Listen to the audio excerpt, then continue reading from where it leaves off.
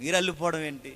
వారు లెగిస్తే మీరు భయపడడం ఏంటి? ఇశ్రాయేలు ఎంత, సిరియా ఎంత, వీళ్ళని ఎగేసుకుని వస్తున్న వాడిని చూసి వీళ్ళ పొత్తు రాజకీయాలు ఎంత, వీళ్ళ పొత్తు రాజకీయాలు చూసుకుని నీ మీదకి వచ్చేస్తే ఈ పొత్తు రాజకీయాలు చూసి నువ్వు భయపడుతున్నావు. భయపడకు.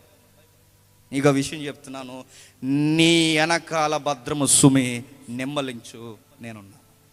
నెమ్మలించంటే టెన్షన్ అయిపోయేదోడు చేసేయాలనుకో, నెమ్మలించు, ధైర్యంగా ఉండు. యెషయా చెప్తున్నాడు ఎవరికి? ఆహాజ్కి. ఏం టెన్షన్ అవుకు, ఇదిగో చెప్తున్నాడు దేవుడు చెప్తున్నా, నీకో మాట ఇస్తున్నాడు. ఇజ్రాయేల్ దేశం కలిసి వచ్చిన, సిరియా దేశం కలిసి వచ్చిన యోధా దేశానికి ఏమీ కాదు. రాజుకి యెషయా చెప్తున్నాడు ఏమీ కాదని మీరు ఎలా చెప్పగలరని. ఒకవేళ రాజే కనుక తిరగేసి అడిగితే ఒక కదిలే సాక్ష్యం చూపించు.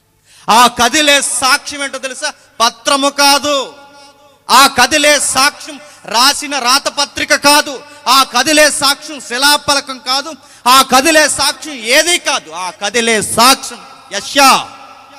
ఆహా జడిగినప్పుడు చెప్పు, నీ కొడుకే కదిలే సాక్ష్యం. షయర్యాష్యూబ్ అంటే ఆ పేరుకి అర్థం ఉంది. షయర్యాష్యూబ్ అంటే ఆ పేరుకి అర్థం ఏంటో తెలుసా? యెషయా తన కొడుక్కి పేరెట్టాడట. నా కొడుకు పేరేటంటే యోధా శాసము ఎక్కడికి పోదు. అది హెబ్రూ శబ్దం.